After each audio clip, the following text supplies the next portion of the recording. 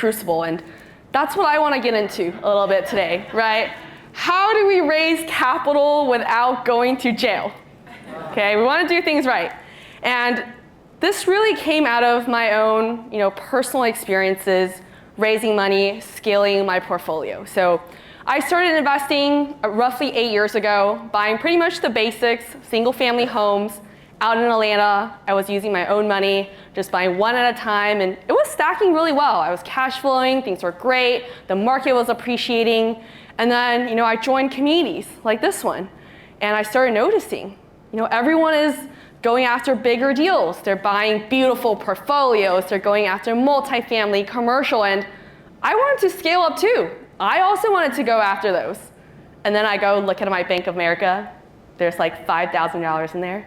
I'm like, I don't think I can buy, these 22 duplexes that I have my eyes on with just the money that I have in my bank account. And everyone talks about other people's money, right? Well, I'm like, how does that work? And then, I realized that I didn't have a single person in my network that had, $100,000 to give me, right? Just the idea that someone can hand me a six-figure check, that was pretty much fiction. And this was where I got into my own crucible, where, I felt just a lot of fear, a lot of self-doubt, and just unworthiness, right? Like, I don't know a single person that's got a lot of money that could back me. Am I even, worth going bigger? Maybe I'm not that person. And I was really, just stuck, feeling a lot of, bottleneck, feeling a lot of unworthiness. And then I thought, okay, well, let's try to turn it around, right? Who does know, like, and trust me? And I thought about all my family and friends, right? Those people, they've seen me grind out the late nights, send all sorts of, cold texts, going over to properties and covering my nose and, painting everything myself, right? They've seen it all. Surely they would, take that leap of faith and back me, right? So then I literally called every single person in my contact book. I would write their name down and call them, and I was actually very pleasantly surprised because, Jason all of a sudden is like, yes, I'm down, I've seen you put in the work, count me in for $20,000. And Lillian's like, yeah, girl, I'm so excited, count me in for 15. And Santi has says he's down for 50. And, I'm writing all these numbers down in the spreadsheet, and I do the math, which I'm pretty good at doing because I'm Asian, right? So I do the math, and holy shit, I've got more than $1 million lined up just from all my family and friends that believe in me, that want to back me, that want to get into these 22 duplexes with me. I'm like, holy, I've got the answer. I can actually go buy this thing. Let me just make sure that I can actually raise this capital correctly. Because, I look good in this, but I don't look good in, jail uniform stripes, right? So I want to make sure that everything's done right. So I ask everyone around me, how do I raise the money? What's the legal structure?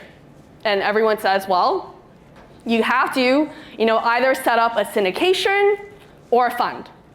And the reason for that is because oftentimes when you're raising capital, this whole thing becomes a security. And what a security means, it basically means someone is giving you money with the expectation that they're going to make profits with you doing all the work and them not doing any work, right? So basically, if you're saying, hey, give me your money, I'm gonna make you money in your sleep, that whole thing becomes a security. And oftentimes, raising capital is structured like that. So because this thing is now a security, all of a sudden, I'm paying a securities attorney $30,000 in legal fees, just right off the top, when I haven't raised $1 of capital yet. Okay, $30,000 just right off the top, to go make this 90-page PPM, which means private placement memorandum. Honestly, like a tongue twister to say. I could barely understand what was going on in that document, let alone my family and friends who aren't even real estate operators, right? And then they tell you that you have to go pick between a 506B filing or a 506C filing. So with a 506B, you can raise money from an unlimited number of accredited investors, meaning rich, wealthy people, but you're capped at 35 unaccredited everyday investors. But you also can't do any marketing, okay? No social media posts, no posting in Facebook groups, none of that, which is basically just a fat tape over my mouth, right? Which would make capital raising even more impossible if I have to shut the fuck up about what I'm doing. Okay? I'm like, well, what's the other choice? 506C. You could market there. I'm like, great. But no unaccredited investors, no everyday investors. Well, that's not going to work. I don't know a single accredited investor, right? Now that would mean I would lose all the money, the only money that I had access to. So I felt extremely cornered, right? It was basically having to pick the lesser of two evils. And because my entire network was unaccredited investors, I really had no choice, right? I had to go with the 506B. So I did that, and then guess what? It took 4 weeks to set up the syndication. 4 weeks. And by the end of that, I had 2 weeks left before my close of escrow. 2 weeks to actually raise that $1 million. And I am honestly embarrassed to show you guys these texts. Like, reading this honestly hurts every single time. I was scrambling, I was hustling, and I was begging people. It seriously hurts to beg people. I was begging all of them to send me the money, and it didn't work. I couldn't raise $1 million in time. 2 weeks, it was impossible. So I lost 55 grand on that deal. I put a 25K EMD to lock down that deal. Well, I couldn't raise the money in time. Seller got mad. They're like, we're not extending.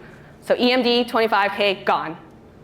And then guess what? I already paid that lawyer $30K, right? They did their work. They set up the documentation. Well, now that's basically garbage docs, right? Because this deal doesn't exist anymore. So 30 grand in legal fees gone, 25K in EMD gone, just 55, just all gone. I was a fucking failure. That sucked. And it wasn't even just about the money. And what was even more painful was actually calling up those people that did send me the wire and telling them, I messed up. This thing didn't work. I couldn't raise the rest of the money. And I'm sorry I got you excited for basically no reason now. I have to send you my money back. Just think about how much that blows. The people that loved you the most, that trusted you, that leaned in, you have to tell them that this whole thing is falling apart.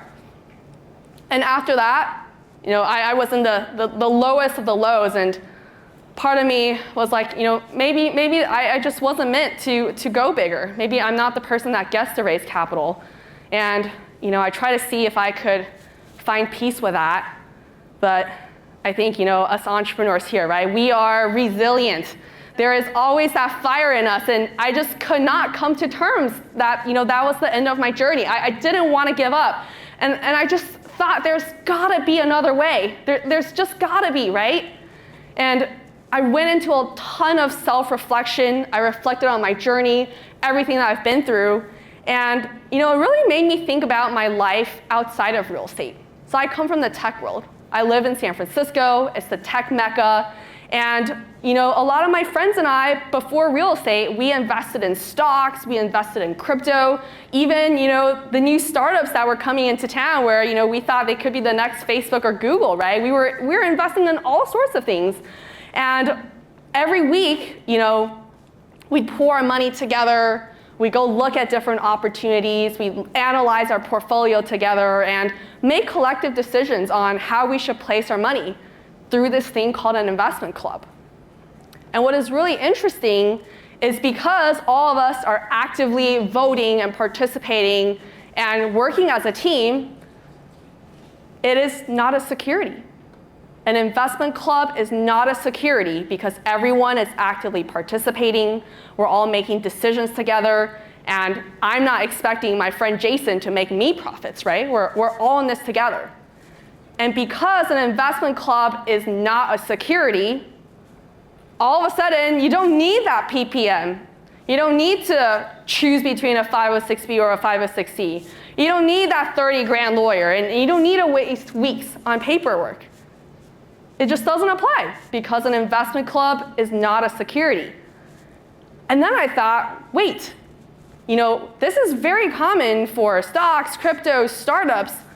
Why isn't there investment clubs for real estate? Why hasn't anyone built the rails for investment clubs to work for real estate investing?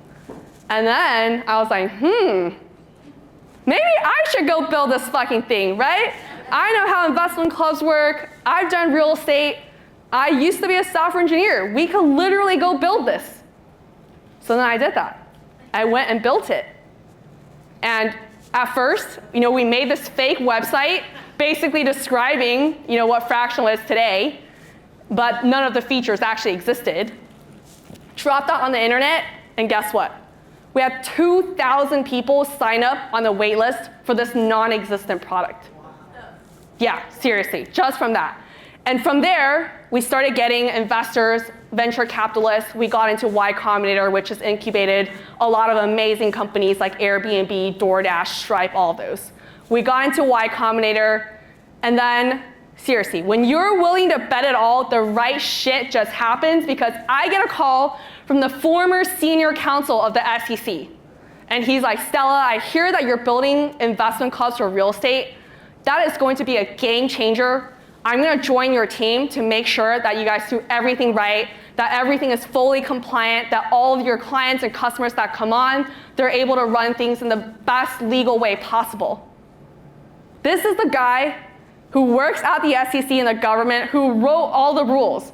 And he's calling me and telling me that he's going to be a part of this, and he's going to make this the future. Like, just think about how surreal and magical that is. And I want you guys to take away from that where, if you have a gut feeling that you're onto something, just do it, because you will be rewarded for your action. Just frickin' do it. Just do it.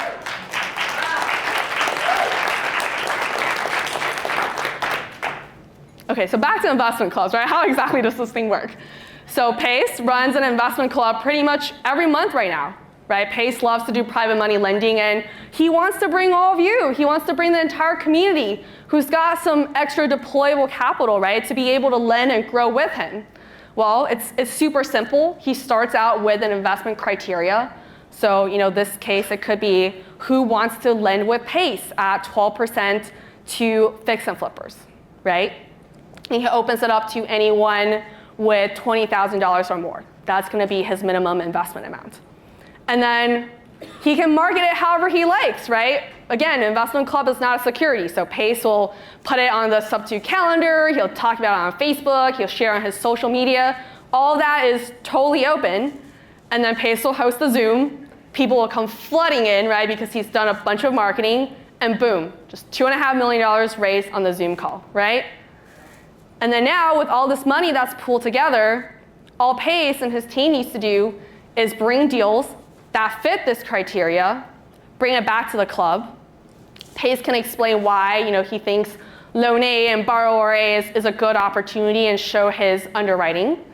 And then all the investors who join the club, they get to go through those materials, do their own underwriting, do their own due diligence, and honestly learn and earn, right? Now they get to learn how Pace is thinking about things and understand, right, how all this works. And then they will vote to approve that they agree that, this in fact does fit the original criteria, which is lending at 12%. And as long as it's approved, then the capital gets deployed from the club into those deals, right? It's as simple as that. RIA, also so many amazing clubs. We got Copilot Club, Mile High Club, same playbook, right? RIA can say my criteria is lending on land development. She can, open it up and then, bring deals. RIA's got a whole pipeline of really, really amazing stuff. I'm personally part of the club, and I have so much fun every single week looking at those. And then we all vote. We jump on a Zoom call. If we're busy, we'll watch the recording, and then we'll say, yes, we love this one. Let's go for it. And pretty much as long as RIA and Pace, if they say they're doing lending and they're not bringing in, an airplane or a yacht or something crazy, right? Like we're here to learn and take action, right? So all those votes, they pass, and people deploy the capital, the money gets to work, and it's amazing. And it doesn't have to be debt. It could be equity as well. We know RV park is a huge strategy right now in the community. And Pace loves RV parks too, right? Same playbook again, right? This time you change the criteria to whatever is your acquisition buy box, right? It could be, we want to target RV parks in Texas at 20% cash on cash. You set the minimum, pull the money in, look at deals, vote, deploy the capital.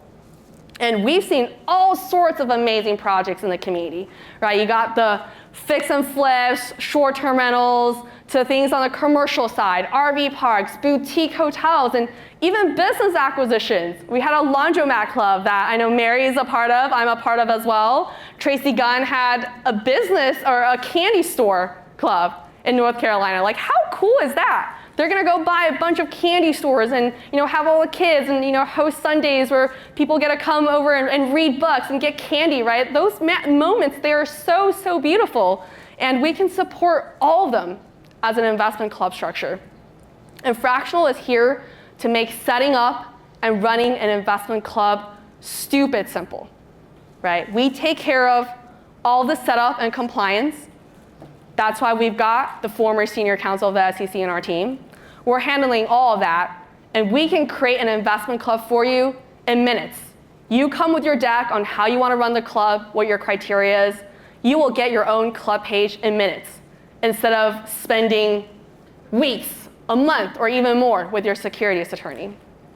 And then you get to share your club link to everyone in your network. They all get to contribute, put their capital in, and once you reach your goal, that's where we're going to come in. We're going to create the LLC, the operating agreement. All the investors, they go through identity verification. We want to make sure everyone is who they say they are, and compliance, all of those things, they're handled on the platform. And then all the voting is there too, right? We want to prove if the SEC ever comes knocking, hey, can you show me that your people participated? Oh, hell yeah, we can. Look at all the action they took. Look at all these different polls and votes that were done. Look at all the materials people reviewed together. All that is tracked on the platform for full compliance. And the very last piece is back office. Who here wants to be a full-time accountant? Good, no hands raised. That's exactly what we're looking for. No one wants to deal with that, so we said, all right, we'll handle it. We do everything back office, so every profit distribution there is, you don't need to cut a check to 50 people every month, right? You send one check to your club, and we'll automatically calculate how much each investor should get based off of their ownership. Tax filings, we file taxes for the club. We create K-1s for every single investor in your club. So you don't need to go find your own lawyer. You don't need to go hire your own CPA. All of that is covered on the platform. And we want to make sure people do things right. We don't want to go to jail, right? Marketing, this is probably the biggest place people mess up. It is 100% sloppy marketing. So this is something that we're very on top of. If you ever want to post about your club on the social media, we'll review your materials. I put a QR code up here with a full resource guide on what you can say versus cannot say. But super high level, what is good is, talking about your investment criteria, right? Everyone has total freedom to talk about your buy box, what you want to focus on, and talk about, learning and earning and people joining in to participate in all the action. All that, amazing. What's not amazing and jail-worthy content is guarantee people returns. Do not ever guarantee people returns. And do not ever tell people that they can invest passively or be a silent investor, right? If you're saying, I will make you 12% in your sleep while you do absolutely nothing, jail, okay? That is jail content right there. Do not ever do that, because that literally means you're running a security. That literally means you're running a security. So I want to do this side by side because, I'm not here to shit on syndications or funds. I think there is absolutely a time and place for them. PACE, RIA, they run both models, right? All of them have syndications or funds, and they also run clubs at the same time. It really depends on what you are working on, right? If you are someone that is raising, tens of millions of dollars, right? That money will likely come from accredited investors, right? There is no way you're raising $10 million from everyday investors, right? At that point, you're probably dealing with family offices, high net worth individuals, and they might not be interested in voting, right? I think it's hard to get a family office to vote on things. So in that case, go with the traditional fundraising model, right? But if you are someone that is raising, $5 million or less, you've got a community that you can activate, a community that wants to believe in you, well, don't bottleneck yourself to just accredited investors, which, you may or may not have, right? Why not open it up to everyone? Why not have the ability to launch in minutes, not deal with any of the red tape, and no startup costs?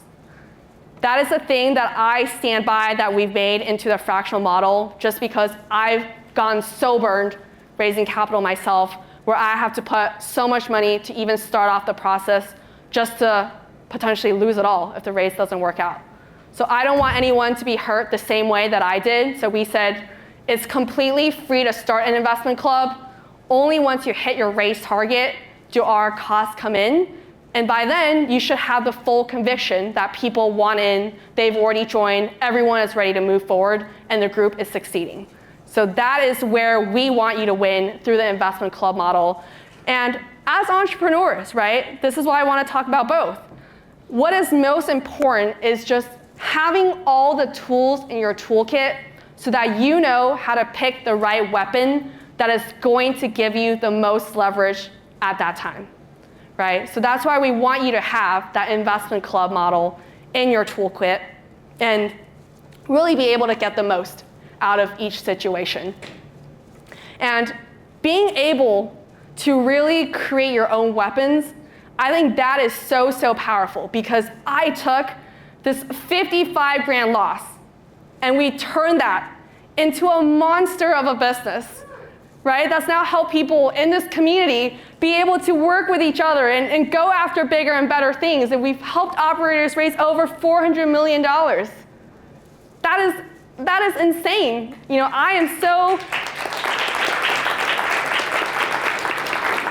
I feel so empowered knowing that I got to be a part of so many incredible operators and leaders' journey. And we've been able to raise $20 million for the business as well. And it takes a whole tribe. It takes a village to do everything. And that's why I would love to personally connect with everyone here. I think everyone's journey is a little bit different. Every deal is a little bit different. And that's why me and my team, we always want to be personally involved to just understand and help you out on deciding, which model, which structure is better for you. So this is my Blink card. Would definitely love to connect with everyone. And as a final takeaway, I want everyone to think about this. What are the lessons that make you powerful? Think about it. I didn't stop at that 55 grand loss. I leaned in, I self-reflected, and I bounced right back from that failure. Because I knew, right, as Pace, as Jamil, as Jerry said, if you're willing to reinvent yourself, you will unlock a bigger, better, and much stronger version. So if any of you, or whenever you're in some shit and some garbage, that is okay. It is like that spring, right? The harder you pull it back, the stronger it'll bounce out.